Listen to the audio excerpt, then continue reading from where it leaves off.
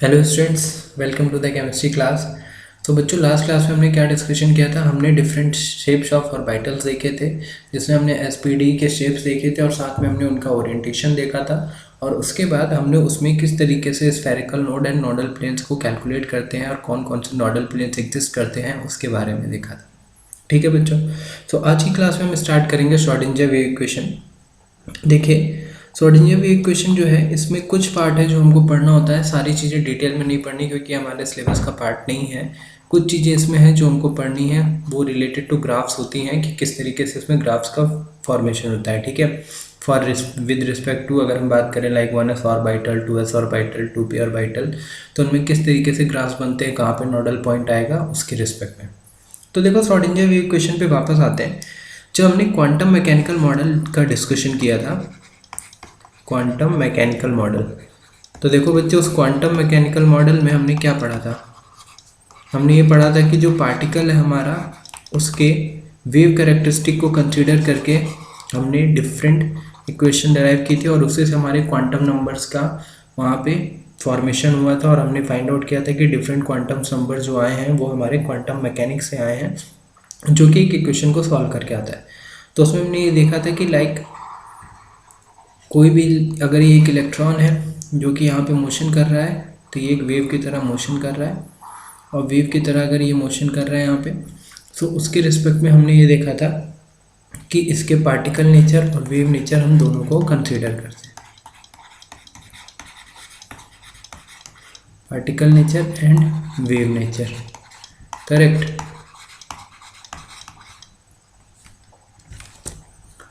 तो इसकी wave nature को कंसीडर करके जो इक्वेशंस यहाँ पे डायरेक्ट की जाती हैं वही आती हैं श्रोडिंगर वेव इक्वेशन, जिसको श्रोडिंगर ने फर्स्ट टाइम डिस्क्राइब किया था। ठीक है, अब देखो, वेव्स की डिफरेंट इक्वेशंस होती हैं। अभी आप यहाँ पे जब आप 11th क्लास में फिजिक्स में वेव्स कैरेक्टरिस्टिक्स पढ़ेंगे ना, तो वहाँ पे आप देख लेंगे कि किस तरीके से डिफरेंट वेव की डिफरेंट इक्वेशंस को हम रिप्रेजेंट करते हैं। ठीक है, सो वो वेव इक्वेशन को हमें यहाँ पे देखना है कि क्या श्रोडिंगर की वेव इक्वेशन थी। अब देखिए, तो हेडिंग डाल लीजिए सब लोग श्रोडिंगर वेव इक्वेशन, और उसमें ये नोट कर लीजिए, ये मैंने खुद से बनाया हुआ मैं नोट था, तो इसको आप नोट कर लीजिए।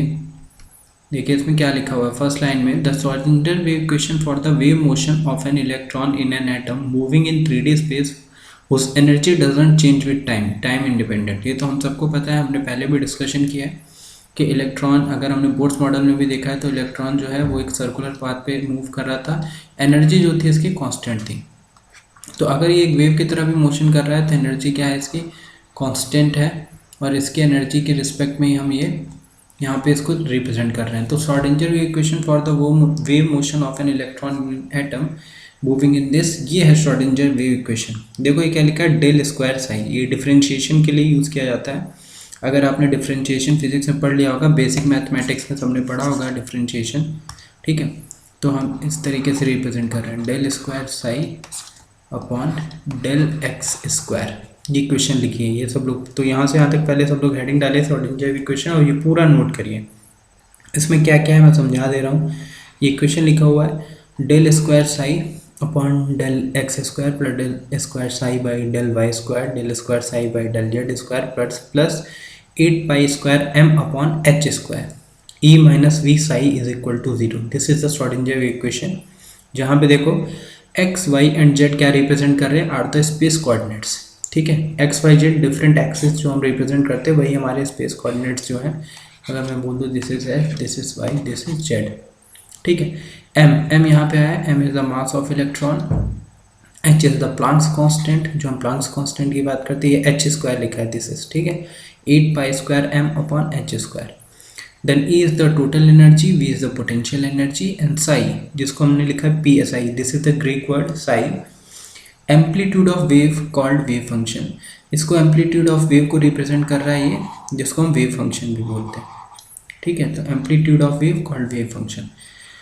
तो यही इक्वेशन अगर मैं एक और फॉर्म में लिखूँ तो मैं क्या लिखूँगा, del square psi by del x square plus del square psi upon del y square plus del square psi upon del z square plus 8 pi square m upon h, 8 pi square m upon h का square, E minus V लिखा है। तो E क्या represent कर रहा है, this is the total energy and V is the potential energy.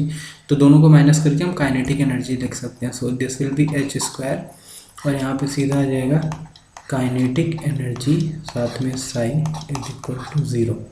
This is the Schrodinger wave equation. अब ये कैसे आती है, तो ये सारी इक्वेशंस को, एक वेव की इक्वेशन को कंसिडर करके डेराइव की जाती है। वो सब हमको अभी नहीं पढ़ना है ना, हमको समझ आएगा, ठीक है, हमारे सिलेबस का पार्ट ही नहीं है वो।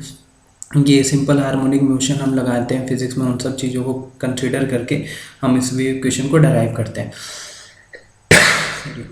So this is the wave equation. तो आप बस ये इक्वेशन लिख लीजिए, और इसमें कौन क्या रिप्रेजेंट कर रहा है ये आपको पता होना चाहिए। तो साई जो है वो क्या रिप्रेजेंट कर रहा है, एम्पलीट्यूड, वेव का एम्पलीट्यूड। वेव का एम्पलीट्यूड हमने पहले भी डिस्कशन किया हुआ है, कैसे रिप्रेजेंट करते हैं। अगर ये एक नॉर्मल वेव मोशन कर रही है तो उसके लिए हम जो रिप्रेजेंट कर रहे हैं, this height is the amplitude. ये हमने पढ़ा था वेव कैरेक्टरिस्टिक में, जिसको हम ए से रिप्रेजेंट करते हैं। तो वही यहाँ पे दिखाया गया, x Y z are the different coordinates, ठीक है। This is the Schrodinger wave equation. आगे देखो क्या लिखा है इसमें, सेवरल वेव फंक्शंस, देखो यहाँ लिखा हुआ है, several wave functions called psi1, psi2, psi3 will satisfy this condition to the wave function, and each of these have the corresponding energy E1, E2 and E3 dash dash dash. This value of psi gives these values of psi gives concept of orbital, and each orbital is described by 3 quantum numbers. तो इन्हीं orbitals को हम solve करते हैं तो हमें quantum numbers मिलते हैं। तो अब अगर हम यहाँ पे बात करें, देखो यहाँ पे मैं समझाता हूँ। जैसे ये इक्वेशन है ना, ये इस इक्वेशन को सॉल्व करके हमें डिफरेंट साई की वैल्यूज़ मिलती हैं, और साई क्या रिप्रेजेंट कर रहा है, वेव फंक्शन के बारे में बता रहा है। एंड यही वेव फंक्शन, देखो लास्ट लाइन लिखा है, this value of Sai gives concept of orbital.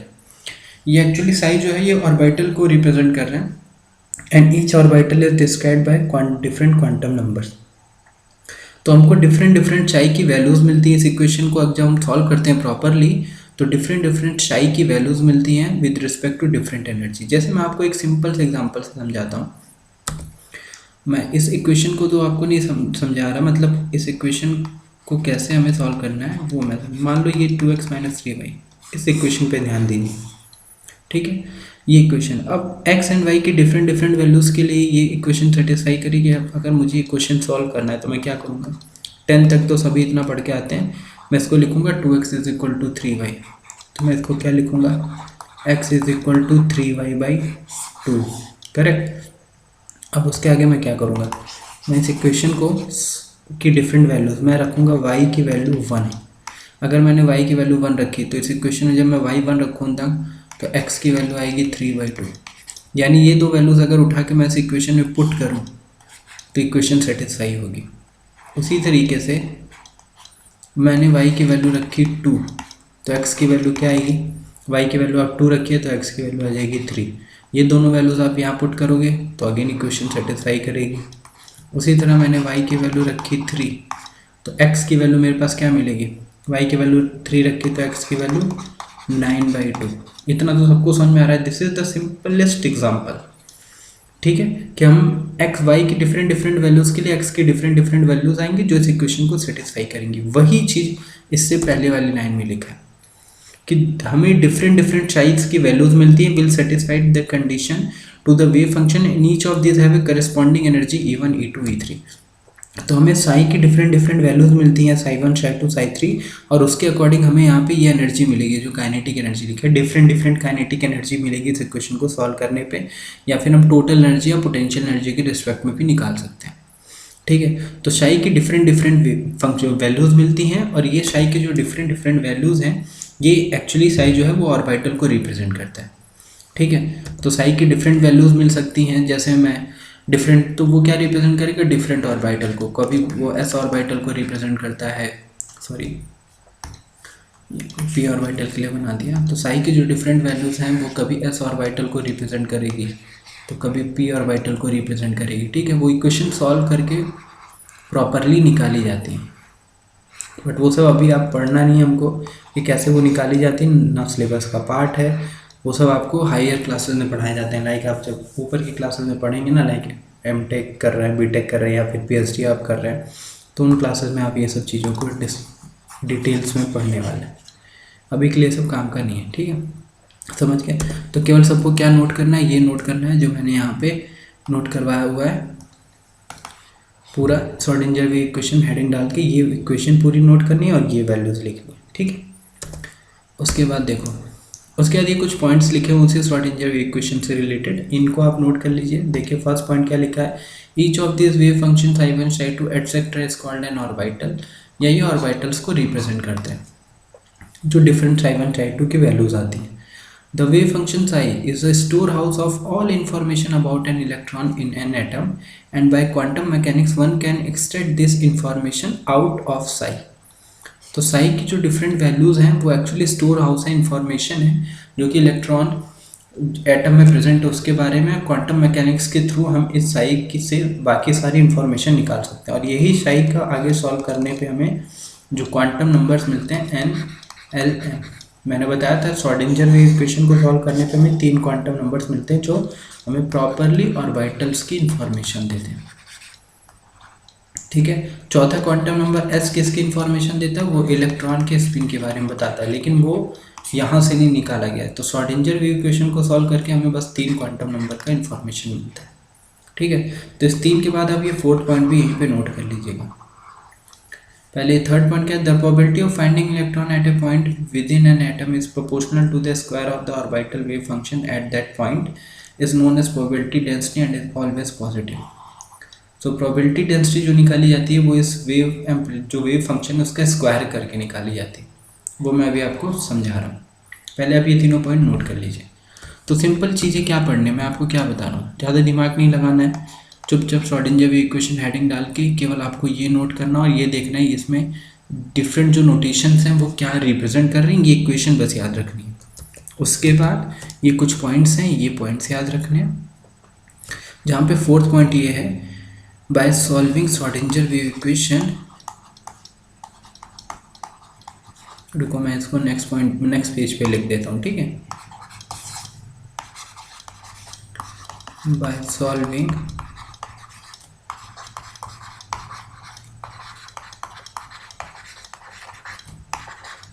Schrodinger wave equation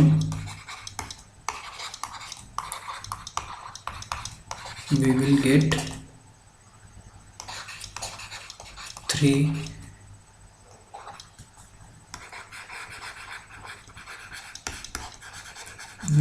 three quantum numbers n, l and m, ठीक है। 4th क्वांटम नंबर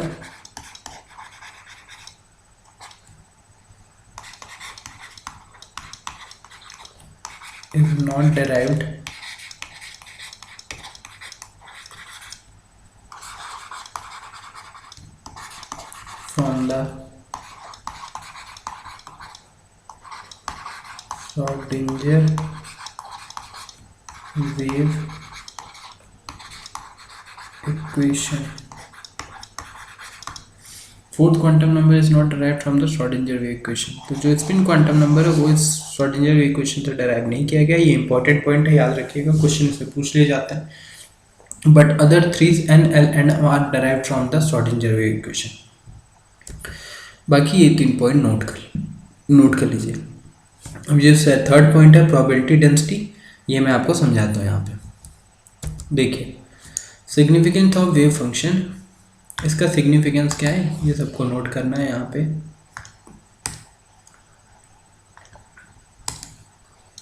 हेडिंग डालिए सब लोग, वो 4 पॉइंट नोट करने के बाद सब लोग आगे की हेडिंग डालिए, ठीक है। केवल कुछ मैं फिर से बोल रहा हूँ, ये पूरा डिटेल में जाके सबको पढ़ने की नीड नहीं है, आप पढ़ भी नहीं सकते ना, तो आपकी बुक में दिया हुआ है डिटेल्स में कुछ भी, तो आप सीधा पढ़ के कंफ्यूज होने वाले। तो उसमें क्या आएगा, क्या एग्ज़ाम में पूछे जाने वाला है वो इम्पोर्टेंट है, और वो मैं आपको बताने वाला हूँ, ठीक है। अभी जब ग्राफ पे आऊँगा तो मैं बताऊँगा कि किस तरीके के क्वेश्चन पूछे जाते हैं एग्ज़ाम में इससे रिलेटेड, कितना पोर्शन हमको पढ़ना। तो देखो significance of wave function, mathematically Sai is a function of the wave equation with which the equation can be solve. ये तो अभी हमने देखा कि Sai is a function of wave equation. जो वेव इक्वेशन अभी हमने लिखी थी श्रोडिंगर वेव इक्वेशन की, उसमें एक शाइक फंक्शन था। Physically Sai represent the amplitude of an electron wave at any time. मैंने बताया था कि एक वेव मोशन कर रही है तो उसमें जो साई होगा, ये मैंने यहाँ पे बनाया हुआ था कि this amplitude is representing sine. Actually इस वेव फंक्शन में जो एम्पलीट्यूड है वही साई रिप्रेजेंट कर रहा है। Just as in case of light wave, the intensity of light is proportional to the square of the amplitude of the wave.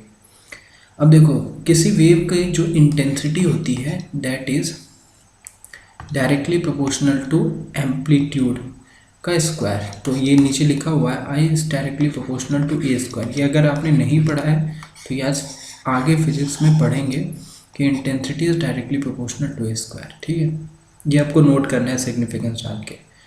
Similarly उसी तरीके से नेक्स्ट पॉइंट में देखिए क्या दिया हुआ आपको दिया है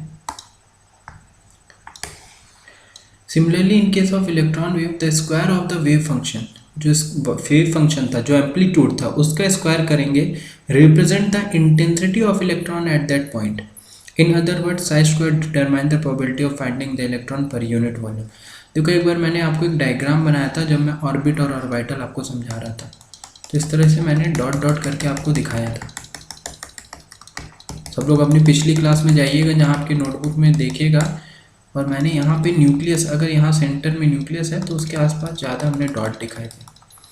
तो हमने बोला था जहाँ पे इलेक्ट्रॉन की इंटेंसिटी, ये डॉट इंटेंसिटी को रिप्रेजेंट कर रहा था, जहाँ पे इंटेंसिटी ज़्यादा है वहाँ पे probability of finding the electron ज़्यादा है। तो एक्चुअली इंटेंसिटी क्या रिप्रेजेंट कर रही है? Probability of finding the electron. तो उसी तरीके से साई क्या है? एम्पलीट्यूड। तो साई एम्पलीट्यूड, तो साई स्क्वायर जो होगा वो डायरेक्टली प्रोपोर्शनल टू इंटेंसिटी होगा। किसी वेव के लिए कैरेक्टरिस्टिक होती है कि उसकी जो intensity directly proportional to amplitude का स्क्वायर है, और इंटेंसिटी ये है। और इंटेंसिटी क्या रिप्रेजेंट करती है? Probability of finding an electron. कहाँ पे प्रोबेबिलिटी? जितनी ज़्यादा इंटेंसिटी होगी वहाँ प्रोबेबिलिटी उतनी ज़्यादा होगी। तो वही बोल रहा है psi square determine the probability of finding the electron per unit volume in a given region of the space around the nucleus. Therefore इसलिए we consider the electron in terms of the probability of it being present in space. Psi square is called probability density. So psi square को हम क्या बोलते हैं? probability density, ये लिखा है। And psi is called probability amplitude. तो psi जो है वो amplitude को रिप्रेजेंट कर रहा है वेव को, जबकि psi square जो है वो probability density को रिप्रेजेंट करेगा, और उसी probability density के बेसिस पे हम इलेक्ट्रॉन को फाइंड आउट करते हैं। ठीक है, बस यहाँ तक। तो पिछले जो मैंने इससे पहले साई स्क्वायर लिखा सिग्निफिकेंस ऑफ वेव फंक्शन, ये दोनों क्या रिप्रेजेंट कर रहे हैं? Psi and psi square. तो psi is representing the amplitude and psi square is representing the intensity, जो कि क्या हो जाएगी? Probability of finding an electron. तो वहाँ से लेके यहाँ तक नोट करिएगा बस। ठीक है, सो यहाँ तक नोट कर लेंगे सब लोग बस। आगे कुछ नहीं, आगे नॉर्मल चीज़ें दे रखी हैं, बट ऑल द वैल्यूज, हाँ नहीं ये इंपॉर्टेंट है। Schrodinger wave equation is a second order differential, वो तो हमको दिख रहा है। दस वी में obtain any values of Sai but all the values of, सारी वैल्यूज साई की सारी वैल्यूज क्या होती है? सिग्निफिकेंट नहीं होती हैं, कुछ वैल्यूज इनसिग्निफिकेंट भी होंगी।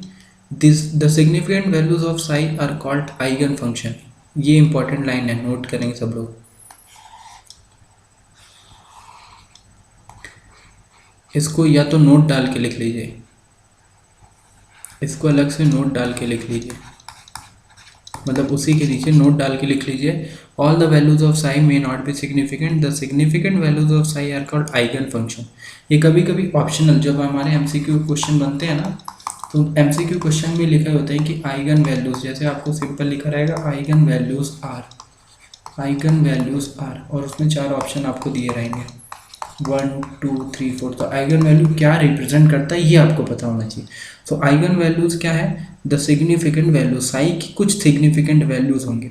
मतलब जब हम इक्वेशन को सॉल्व करेंगे ना, जो हमने श्रोडिंगर वेव इक्वेशन अभी लिखी थी, उसमें साई की कई डिफरेंट वैल्यूज मिलती है, बट कुछ ही सिग्निफिकेंट वैल्यूज होती हैं।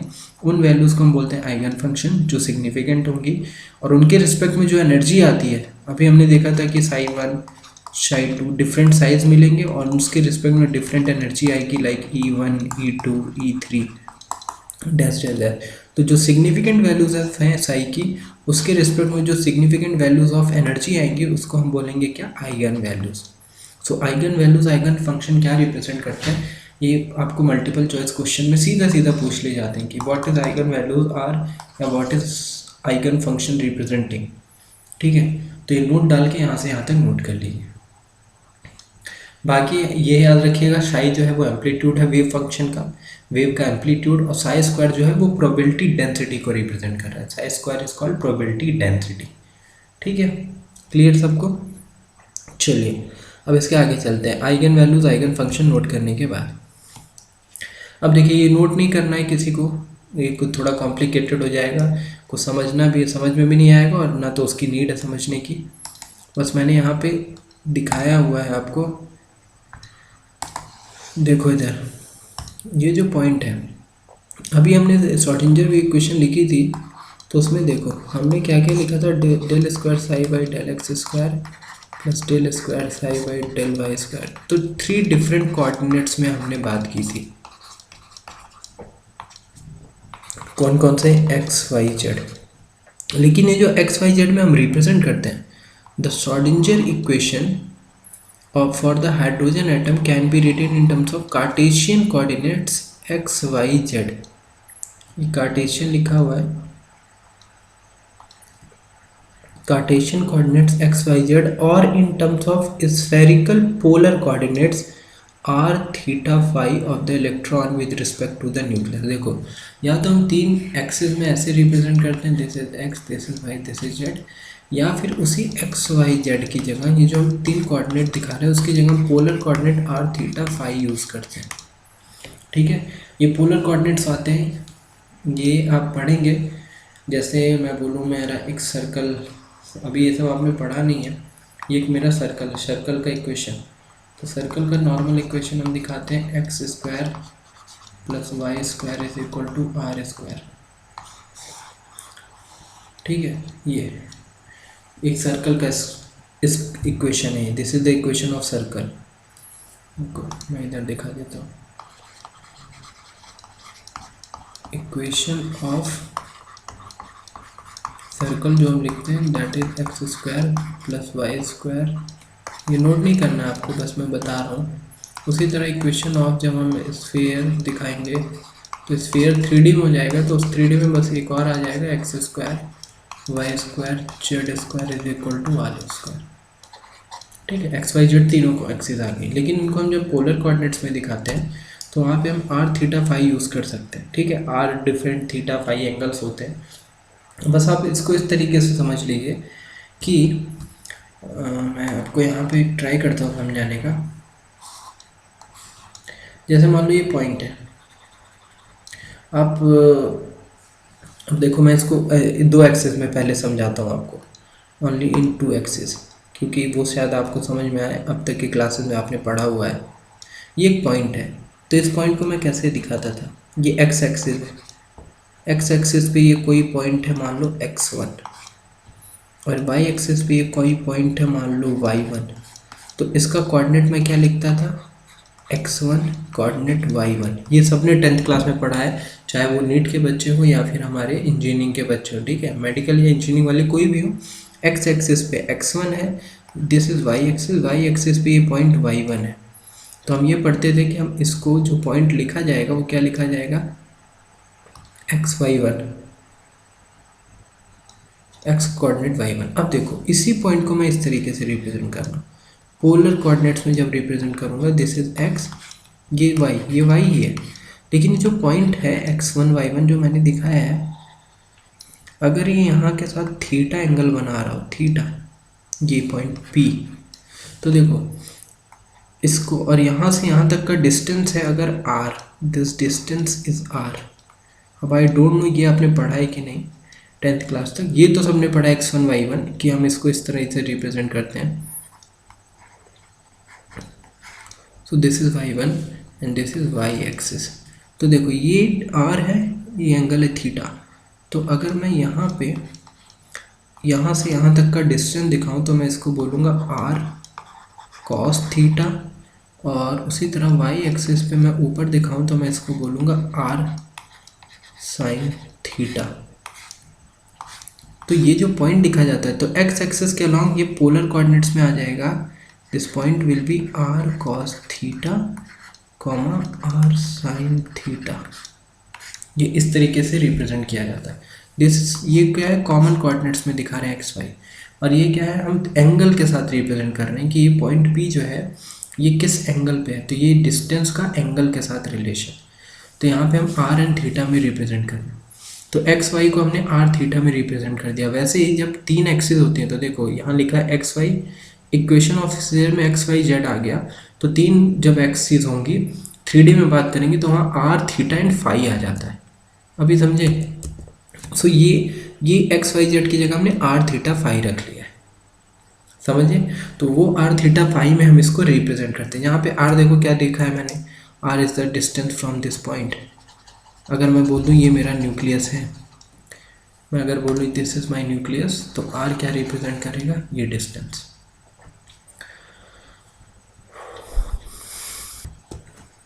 तो देखो बच्चों, अगली हेडिंग जो आपको डालनी है that is quantum mechanical treatment of hydrogen atom.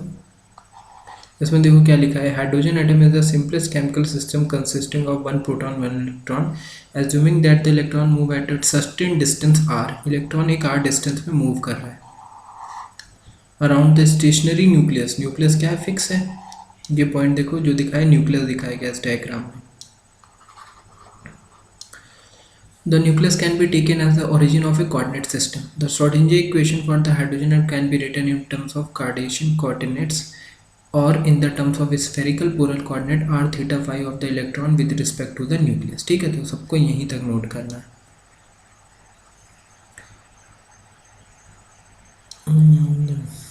ये यहाँ तक नोट कर लो, यहाँ तक, यहाँ तक, यहाँ से आप यहाँ तक नोट कर लो। आगे क्या लिखा है, since an atom has spherical symmetry it is more convenient to write Schrödinger equation in terms of polar coordinate.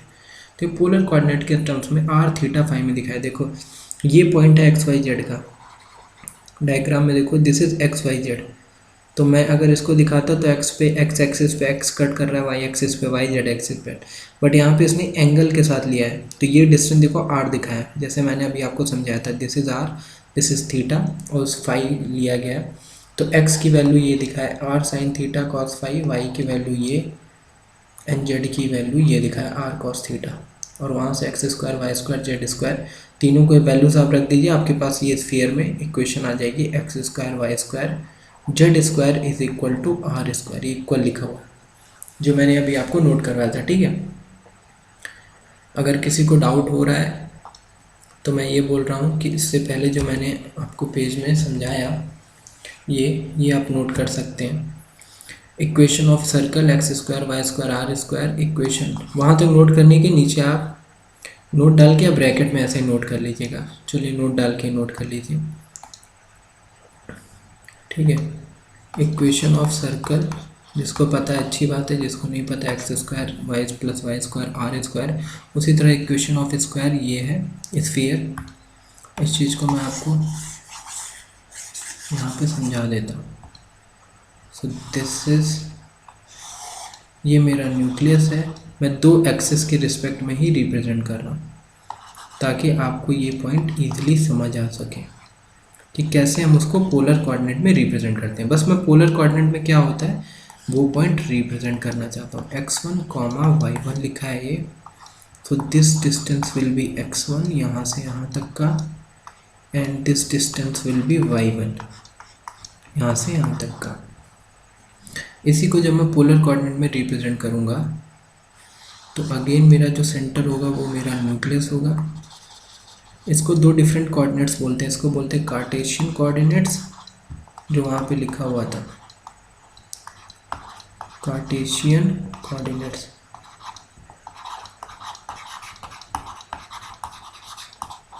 ये आपके मैथ्स में पढ़ाया जाएगा कोऑर्डिनेट ज्योमेट्री में। This is polar coordinates.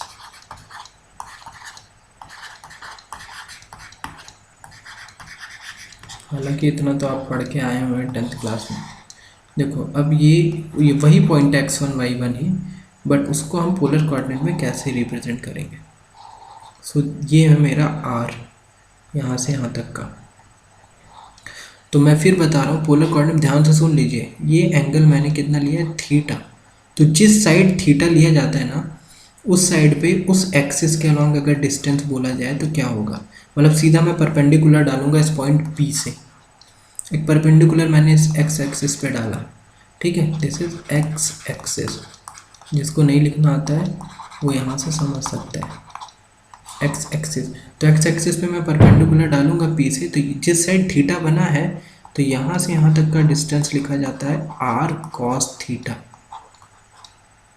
और दूसरी साइड का डिस्टेंस जो होगा ये परपेंडिकुलर, ये भी this will be r sine theta.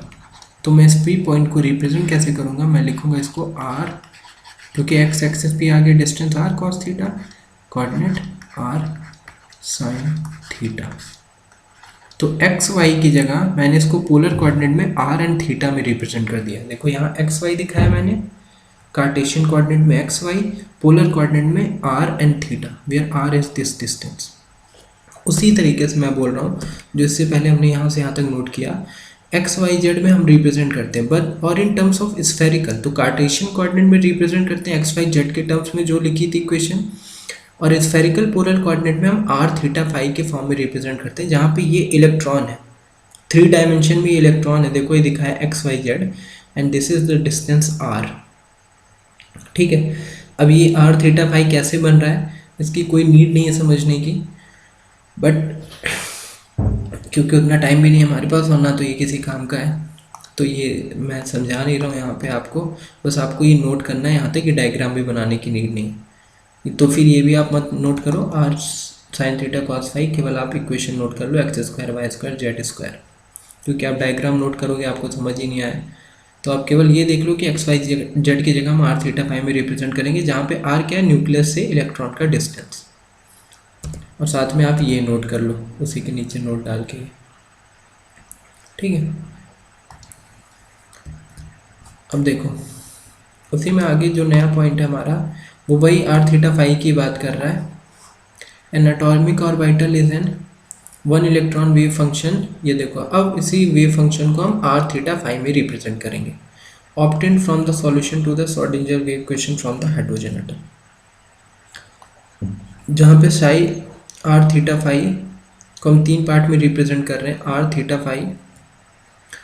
Are theta phi में ये पार्ट जो लिखा हुआ है,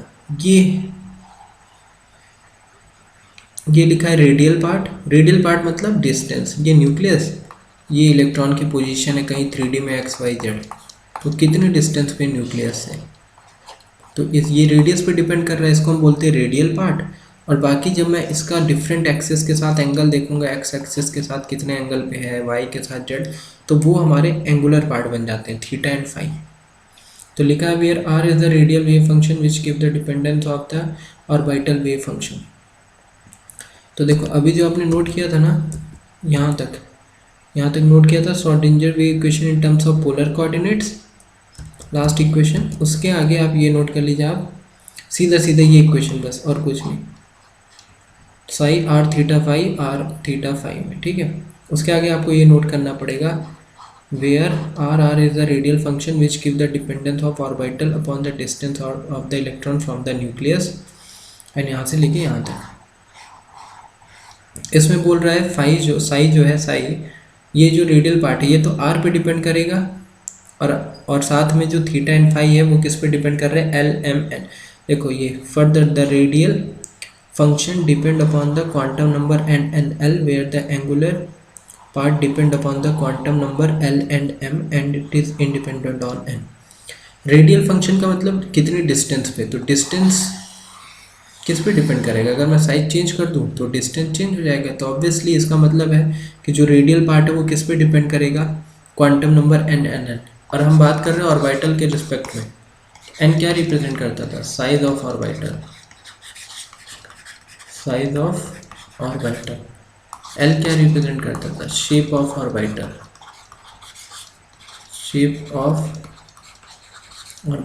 एम क्या रिप्रेजेंट करता था, एम रिप्रेजेंट करता था ओरिएंटेशन इन 3D, तो ओरिएंटेशन ऑफ ऑर्बिटल।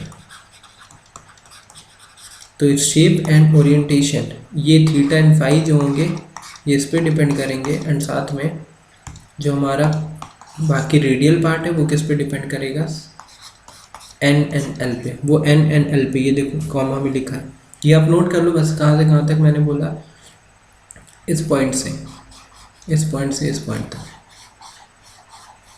ये बस आपको नोट करके रख लेना है, क्योंकि इस पे क्वेश्चन पूछे नहीं जाते हैं। कभी कभार अगर कहीं दिख गया सीधा सीधा पूछा जाएगा आर किस पे डिपेंड करता है, तो आप सीधा टिक कर देंगे एन एल एल पे डिपेंड करता है। कैसे डिपेंड कर रहा है वो मैं आपको अभी ग्राफ से समझा देता हूँ, इसलिए मैंने बोला इसमें ग्राफ ही पूछे जाते हैं, graph is the most important part. तो अभी मैं चीज़ों को आपको बस नोट करवाते चल रहा हूँ, ठीक है। फिर से मैं एक बार बताता हूँ आपको, मैंने आज क्लास में क्या क्या बताया। मैंने बताया ये शॉर्डिंजर वेव इक्वेशन, आपको बस ये इक्वेशन याद रखनी है जो इक्वेशन हमने पढ़ी, और ये इक्वेशन हम एक्स वाई जेड में रिप्रेजेंट कर रहे हैं। फिर उसमें साई एंड साई स्क्वायर क्या रिप्रेजेंट कर रहा है, फिर साई स्क्वायर का क्या सिग्निफिकेंस है। उसके बाद उस एक्स वाई जेड को हम polar coordinates are theta phi में कैसे रिप्रेजेंट कर रहे हैं, और उस आर थीटा फाई के बाद हम उसी आर थीटा फाई में वो आर थीटा फाई किन किन चीज़ों पे डिपेंड करते हैं, ठीक है। अब देखो, तो ये जो रेडियल वेव फंक्शन है, आर कैपिटल आर लिखा है, दिस रेडियल वेव फंक्शन मतलब ये डिपेंड करता है कि कितने डिस्टेंस पे हम बात कर रहे हैं। इलेक्ट्रॉन के मिलने की प्रोबेबिलिटी, न्यूक्लियस से इतने डिस्टेंस पे इलेक्ट्रॉन के मिलने की प्रोबेबिलिटी क्या होगी, उस आर को हम फाइंड आउट करने हैं। एज ये क्या लिखा है, the orbital wave has no physical, it is the square of absolute value, ठीक है। ये तो मैंने आपको पहले बता दिया था साई स्क्वायर का सिग्निफिकेंस। अब यहाँ से हमारा पार्ट मेनली स्टार्ट होता है जो हमको पढ़ना है, और यहाँ से मैं आपको समझाता हूँ चीज़ों को। देखो पहला जो है, पहला इसमें पहली हेडिंग है प्लॉट्स ऑफ, ये सब लोग हेडिंग डालेंगे, plots of radial wave function r against the distance r. ये आर क्या है, ये रेडियल वेव फंक्शन है जो इससे पहले हमने देखा था, ये वाला पार्ट आर। थीटा फाई को हम रिप्रेजेंट नहीं कर रहे हैं, केवल कैपिटल आर के साथ हम रिलेशन देख रहे हैं। तो देखो यहाँ पे लिखा है the variation of the radial part of the orbital wave function given, ये तो आपको नोट इन दॉल are represented in 2p orbital, one can of the divergence from positive, the reason where the function reduces to its nodal surface, ये सब तो मैंने आपको पढ़ाई दिया। देखो मैं ग्राफ से आपको समझाता हूँ। पहला जो ग्राफ बना है, यही ग्राफ सबसे इंपॉर्टेंट पार्ट्स हैं जो मैं आपको समझा रहा हूँ, इसी से आपको अब तक की सारी कहानी समझ में आ जाएगी।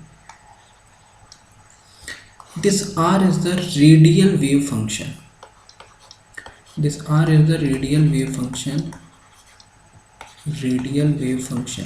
वेव फंक्शन मतलब ये एक ऑर्बिटल के रिस्पेक्ट में बात कर रहा है, बट ये आर डिपेंड करता है आर। आर क्या है, this r is the distance from the nucleus, ये मेरा न्यूक्लियस है, इससे किसी डिस्टेंस पे, मान लो इतने डिस्टेंस पे आर डिस्टेंस पे मुझे इलेक्ट्रॉन की प्रोबेबिलिटी देखनी है। और रेडियल वेव फंक्शन रिप्रेजेंट कर रहा है क्या, कि आर डिस्टेंस पे, आर डिस्टेंस पे इलेक्ट्रॉन के मिलने की प्रोबेबिलिटी क्या है, केवल आर डिस्टेंस पे। Radial wave function is representing r distance पे इलेक्ट्रॉन के मिलने की प्रोबेबिलिटी क्या है। तो देखो 1s का जो ग्राफ बना है वो ऐसा बना हुआ है,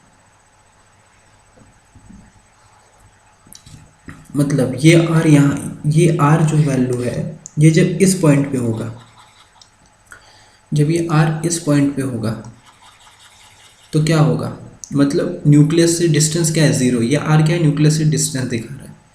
मैं यहाँ पे लिख देता हूँ distance from the nucleus, distance from the nucleus. तो ये आर रिप्रेजेंट कर रहा है डिस्टेंस फ्रॉम द न्यूक्लियस। तो देखो जब ये आर की वैल्यू यहाँ पे 0 है, तो यानी न्यूक्लियस पे, एग्जैक्ट न्यूक्लियस पे ही बात हो रही है। तो उस केस में फॉर 1s, ये 1s का ग्राफ है, इलेक्ट्रॉन के मिलने की प्रोबेबिलिटी, या रेडियल वेव फंक्शन जो इलेक्ट्रॉन के मिलने की प्रोबेबिलिटी को बता रहा है एट ए डिस्टेंस आर। तो यहाँ पे इलेक्ट्रॉन के मिलने की प्रोबेबिलिटी क्या है, वाई की वैल्यू देखो क्या है, मैक्सिमम। और उसके बाद जैसे जैसे आर की वैल्यू इधर एक्स एक्सिस पे बढ़ती जा रही है, प्रोबेबिलिटी क्या होती जा रही है, कम होती जा रही, कम होती जा रही, कम होती, ये प्रोबेबिलिटी कम होती जा रही। याद करो हमने एस ऑर्बिटल के लिए मैंने लास्ट क्लास में आपको पढ़ाया था ये पॉइंट, कि एस ऑर्बिटल के केस में इलेक्ट्रॉन मिलने की प्रोबेबिलिटी न्यूक्लियस के सबसे पास में सबसे ज़्यादा होती है। और जैसे जैसे हम न्यूक्लियस से दूर जाते हैं, फॉर एस सब शेल में हमने पढ़ा था, जैसे जैसे हम न्यूक्लियस से दूर जाते हैं इलेक्ट्रॉन मिलने की प्रोबेबिलिटी कम होती जाती है।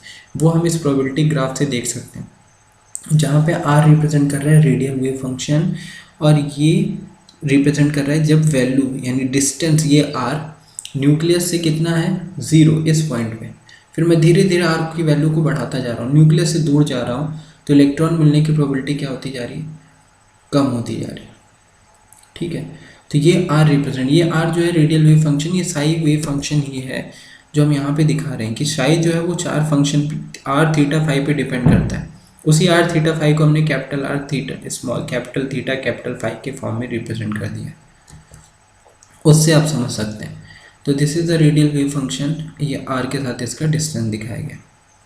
ठीक है, तो ये 1s का ग्राफ है। देखो 2s का ग्राफ जब बना, ये तीनों ग्राफ बनाने हैं, अब मैं एक एक करके पहले एस ऑप्शन, तो अभी सब लोग हेडिंग डाल लीजिए, plot of radial wave function r against the distance.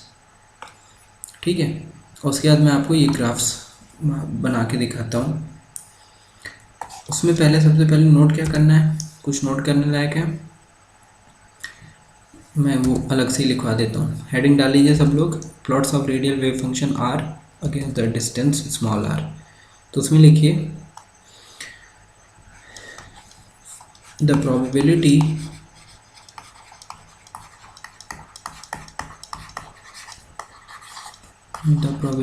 Of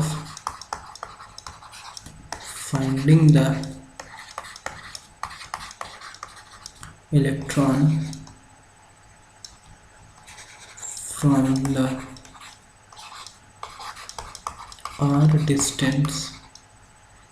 the r distance from the nucleus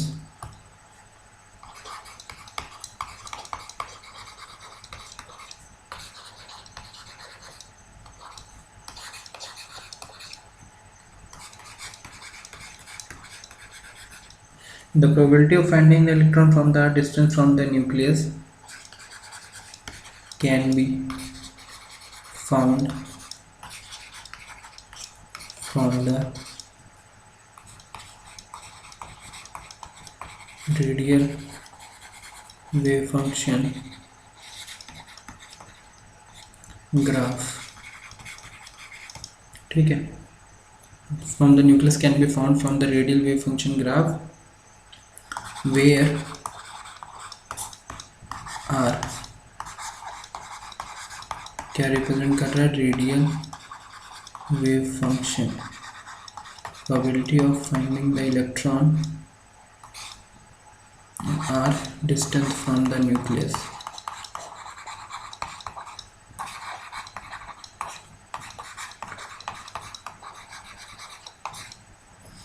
distance from nucleus, ठीक है।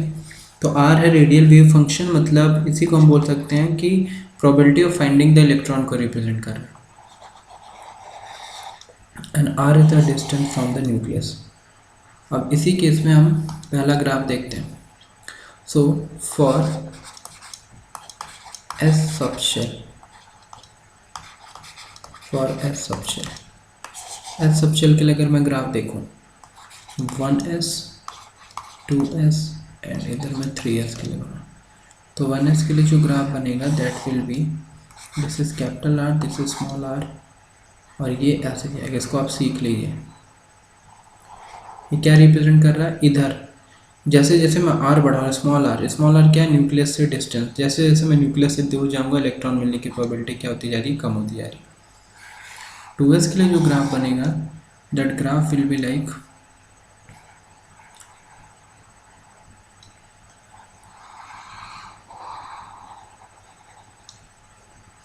कोई भी थोड़ा सा,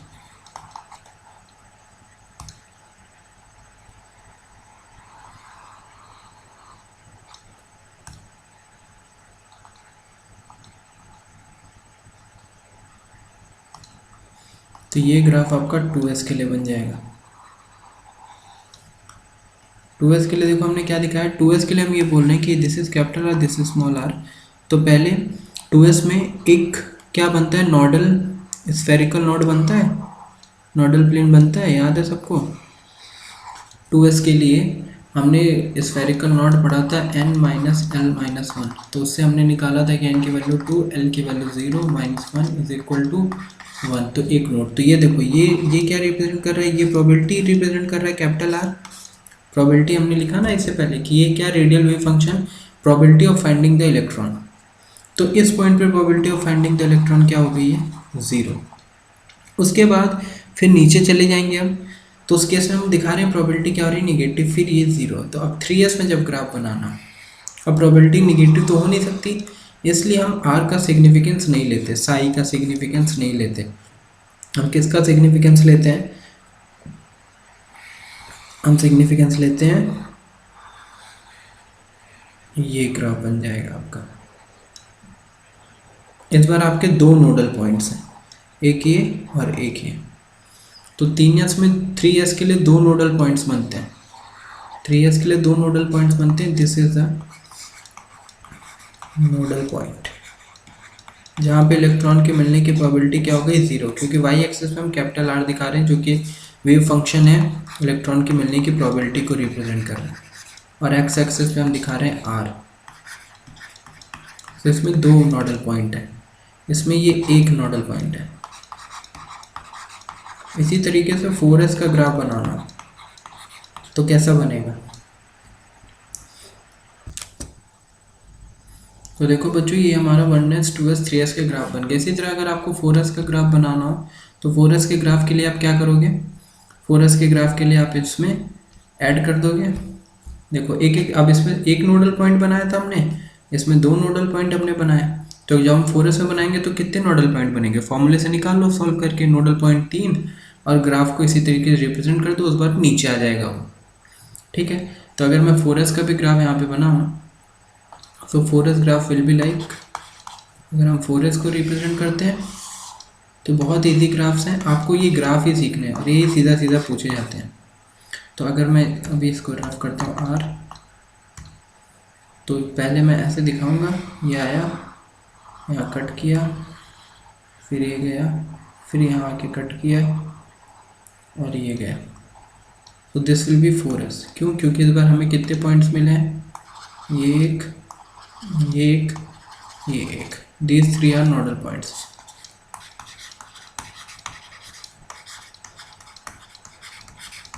स्फेरिकल रूट्स या रेडियल नोड्स मैं कैलकुलेट करूँ अगर फॉर्मूले से, रेडियल नोड, तो मेरे पास formula n minus L minus 1, n की जगह 4, l की जगह 0, क्योंकि s सबशेल की बात हो रही है, माइनस 1 की जगह 1, तो दिस विल बी 3। तो वो 3 नोडल पॉइंट्स मैंने यहाँ पे दिखा दिए,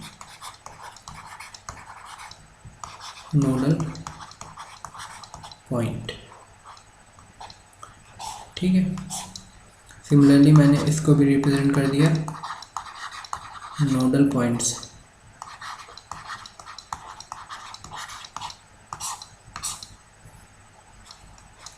ठीक है बच्चों, तो ये हो गया 4s का ग्राफ। चलो उसी तरह नेक्स्ट हम बात करते हैं किसकी, for p subshell.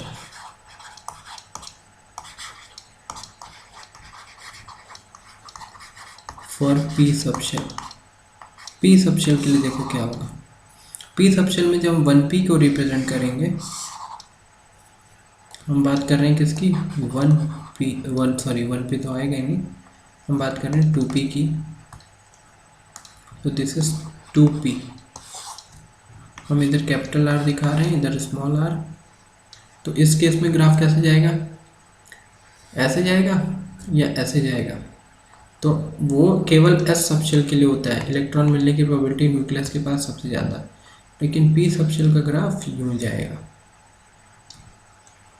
This is small r। ठीक है, तो ये जाता है, यहाँ पे न्यूक्लियस देखो ये R है, p सबशेल में हम क्या दिखा रहे हैं, p सबशेल में ऐसा होता है कि ये R क्या था, न्यूक्लियस से डिस्टेंस, तो जब ये यहाँ पे होगा तो R की वैल्यू क्या है, 0, मतलब न्यूक्लियस से डिस्टेंस 0, तो इलेक्ट्रॉन मिलने की प्रोबेबिलिटी भी क्या है, 0। जैसे जैसे हम न्यूक्लियस से दूर जाएंगे इलेक्ट्रॉन मिलने की प्रोबेबिलिटी क्या होती जाएगी, इंक्रीज होती जाएगी, और फिर एक पॉइंट पे आके वो मैक्सिमा आ जाएगा, उसके बाद ये पॉइंट जो है ये मैक्सिमा को रिप्रेजेंट कर रहा है, उसके बाद फिर ये नीचे 2p में नोडल प्लेन अगर मैं निकालूँ तो मेरे पास जो रेडियल नोड्स आएंगे,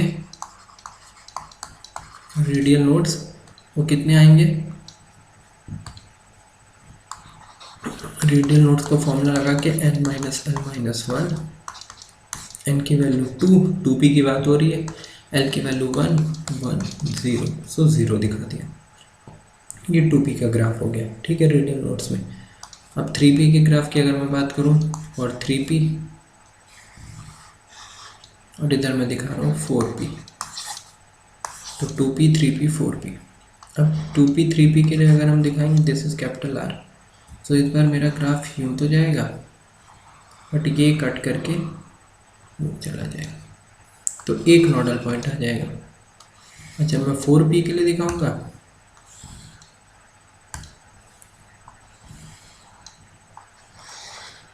ठीक है। तो ये मेरा ग्राफ गया, जैसा हमने यहाँ पे रिप्रेजेंट किया वैसे ही बनाते हैं। So this will B graph and ये गया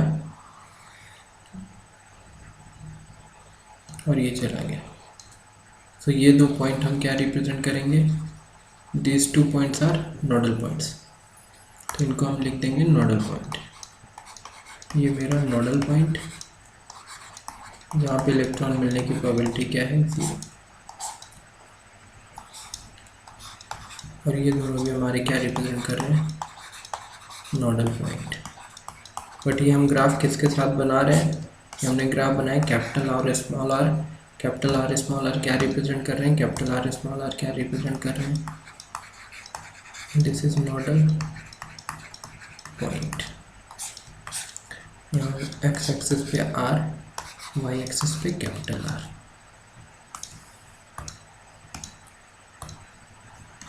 कैपिटल R फॉर्मूले से आप निकाले, तो ग्राफ बनाना बहुत ईजी है। जिसका भी ग्राफ पूछा जा रहा है 2p 3p 4p 5p, आप फॉर्मूले से पहले नोडल पॉइंट निकाल लीजिए और फिर उसके बाद उसका ग्राफ बना दीजिए। करेक्ट, ठीक है बच्चों, ये हो गया। उसी तरीके से अब हम बात करते हैं डी सबशेल के रिस्पेक्ट में। अगर तो डी सबशेल में पहली सबशेल क्या आती है, 1 2D आएगा नहीं, 2D आएगा नहीं, तो सबसे पहले आएगा 3D। फिर उसी तरीके से अगर हम बात करें 4D, तो सिमिलर ग्राफ बनाना है, ठीक है।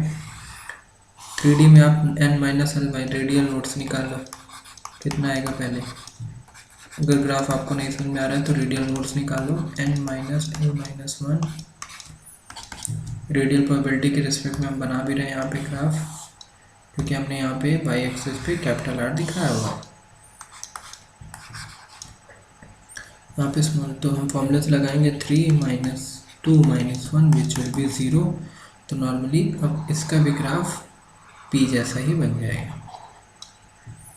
ठीक है। दिस इज स्मॉल r, केवल S का ग्राफ अलग होगा P एंड D बाकी सबसे। और यहाँ पे आप निकालोगे 4D के केस में तो एक नोडल पॉइंट आ जाएगा,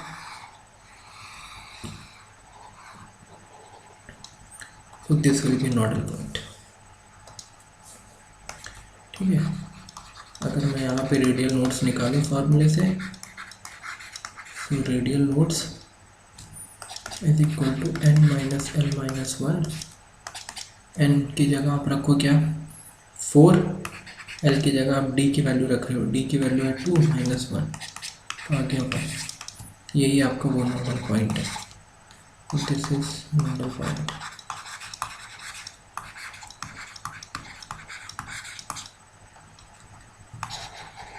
करेक्ट, समझ गया सब लोग। तो आज ये ग्राफ बनाना आप सीखो कि फॉर पी सबशेल के लिए जैसे हमने निकाला 2p 3p 4p की बात की, उसी तरीके से डी सबशेल में 3D 4D हमने देखा। तो अब किसी का भी ग्राफ बना सकते हैं आप कैपिटल R के साथ, ठीक है। नोडल पॉइंट्स आपको पता है कि पहले नोडल पॉइंट निकाल लीजिए और फिर देख लीजिए कि उसके रिस्पेक्ट में ग्राफ कैसा बनेगा। ये वाला ग्राफ जो हमने बनाया ये थोड़ा सा कैसा बन गया हमारा, ये वाला पॉइंट इससे बड़ा बन गया है। एक्चुअली जो ग्राफ बनना चाहिए वो इससे छोटा बनना चाहिए, ये वाला पॉइंट छोटा लग रहा है। सो इसको मैं थोड़ा सा रफ कर देता हूँ।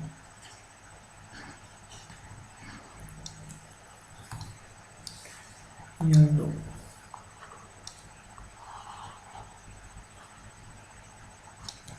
ठीक, ये बन जाएगा क्योंकि ये हमारा सेकंड वाला है, तो सेकंड वाला लोब इससे बड़ा बनेगा, देन थर्ड, देन फोर्थ। हर केस में हमको स्मॉल करते जाना है, छोटा करते, जैसे ये बड़ा लिया देन दूसरा उससे छोटा। प्रोबेबिलिटी दूर जाने पे फिर वो कम होती जाएगी इलेक्ट्रॉन मिलने की, ये बड़ा फिर छोटा फिर और छोटा होगा। इस तरीके से इनके ग्राफ बनेंगे डी सबशेल, पी सबशेल या फिर एस सबशेल की अगर हम बात कर रहे हैं। ठीक है। तो रेडियल वेव फंक्शन का इस तरीके से ग्राफ बनता है। इट्स कॉल्ड, देखो, the region where this function reduce is called nodal surface और सिंपली नोड। ठीक है। एन एस के बारे में बताया कि एन एस 2s 2p के किस तरीके से ग्राफ बनेंगे, तो मैंने आपको ग्राफ समझा दिए। ठीक है। अब आज की क्लास यहीं पे ख़त्म करते हैं। अब देखो, मैं जहाँ तक मुझे समझ आ रहा है कि आज की क्लास में काफ़ी लोगों को काफ़ी डाउट रहने वाले हैं।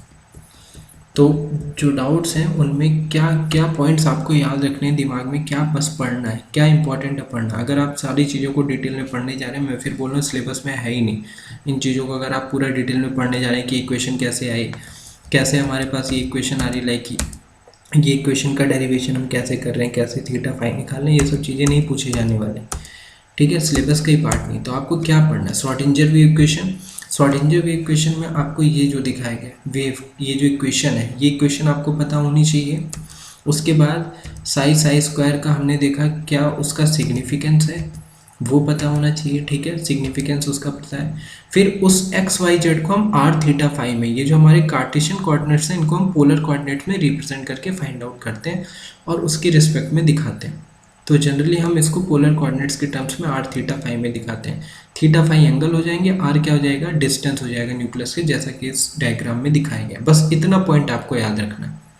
उसके बाद ये पॉइंट से मैंने आपको समझा दिया था कि कैसे हमारा ये कार्टेशियन कोऑर्डिनेट एक्स वाई आता है और कैसे ये हमारा पोलर कोऑर्डिनेट आता है। अब ये पूरा डेरिवेशन ये कैसे हो रहा है, x r sine theta cos theta, ये आप देखेंगे समझ भी जाएंगे। मैं समझाने को मैं समझा भी दूँ, लेकिन उसका कोई फ़ायदा नहीं, वो टाइम वेस्ट है, क्योंकि वो पूछा जाने वाला है नहीं। इसलिए आप बस उतनी चीज़ें नोट करिए जितनी हमारे काम की। अब यहाँ पे इसमें हमने यही देखा है कि साई को आर थीटा फाई तीन चीज़ों में रिप्रेजेंट करते हैं। आर हमारा रेडियल पार्ट का मतलब है कि रेडियस, किसी रेडियस के अलॉन्ग हम बात कर रहे हैं। थीटा फाई हो जाएगा कि एंगल के अलॉन्ग बात कर रहे हैं। ठीक है। तो एंगल के रिस्पेक्ट में हम बात ना, एंगुलर पार्ट की हम बात ना करके अगर हम रेडियल पार्ट के रिस्पेक्ट में देखें, तो अब देखो फाई क्या रिप्रेजेंट करता है, फाई रिप्रेजेंट करता है क्या, प्रोबेबिलिटी, इलेक्ट्रॉन के मिलने की प्रोबेबिलिटी के रिस्पेक्ट में हम देख रहे थे ऑर्बिटल वेव फंक्शन, ऑर्बिटल्स के बारे में।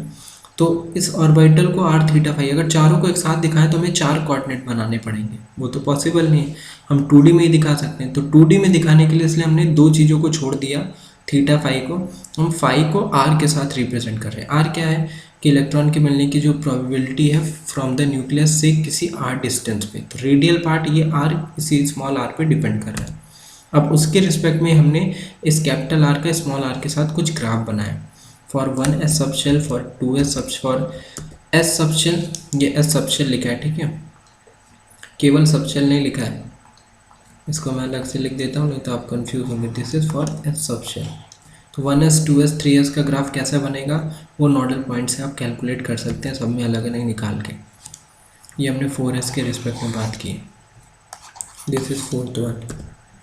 ठीक है। ये मान लो मेरा फर्स्ट है, ये मेरा सेकंड हो गया, ये मेरा थर्ड हो गया। उसी तरह फॉर पी सबशेल मैंने पहले 2p का बनाया, फॉर 2p, देन हमने यहाँ सेकंड 3p का बनाया, देन हमने थर्ड 4p का बनाया। For D subshell 3d 4d बनाया हमने, दो सबशेल का बनाया। ठीक है। तो यहाँ तक सबको क्लियर है। अब अगर अभी कुछ चीज़ें अभी भी डाउट होंगी, बट इसमें ये ग्राफ सबसे ज़्यादा इंपॉर्टेंट। अब कल की क्लास में मैं इसी चीज़ को कंटिन्यू करके कुछ और ग्राफ्स बताऊँगा। फिर जब मैं कल की क्लास, क्योंकि आज का जो डाउट है, अभी कुछ डाउट होगा, मैं बोल रहा हूँ उन चीज़ों को रहने दो, अभी कोई आज मुझे मैसेज नहीं करेगा। कल की क्लास ख़त्म होने के बाद आपके वो सारे डाउट क्लियर हो जाएंगे कि किस तरीके के क्वेश्चन पूछे जाते हैं इसमें, किस तरीके से ग्राफ बनाना है, कैसे नोडल पॉइंट्स निकालने हैं, वो इम्पॉर्टेंट पार्ट है। और जो श्रोडिंगर वेव इक्वेशन लिखी थी वो क्या है, बस यही इंपॉर्टेंट है। इस पे लास्ट ईयर्स के पूछे गए जो क्वेश्चंस है वो क्वेश्चंस मैं आपको करा दूंगा। बुक्स में जो आपके क्वेश्चन है वो कैसे क्वेश्चन है वो मैं आपको दिखा दूंगा, तब आपके सारे डाउट्स क्लियर हो जाएंगे सबको। ठीक है। तो आज की क्लास हम यहाँ पे ख़त्म करते हैं। कल की क्लास सब लोग देखेंगे, उसके बाद ही जो डाउट होगा वो सब लोग मुझसे पूछेंगे। आज की क्लास में एक ग्राफ तक आप देख लीजिए, उसके बाद मैं आपको कुछ होमवर्क भी दे देता हूँ इससे रिलेटेड। लाइक मुझे जो ग्राफ आर और आर के साथ जो ग्राफ अभी हमने बनाया था वो सारे ग्राफ आपको बनाने हैं। फॉर फर्स्ट मैं दे रहा हूँ 4p 5d, f के लिए भी दे रहा हूँ मैं 4f 6f। सेम जैसे हमने एस पी डी के लिए बनाया वैसे f के लिए आपको बनाना है। नोडल पॉइंट निकालिए और नोडल पॉइंट निकाल के उसके रिस्पेक्ट में बना लीजिए।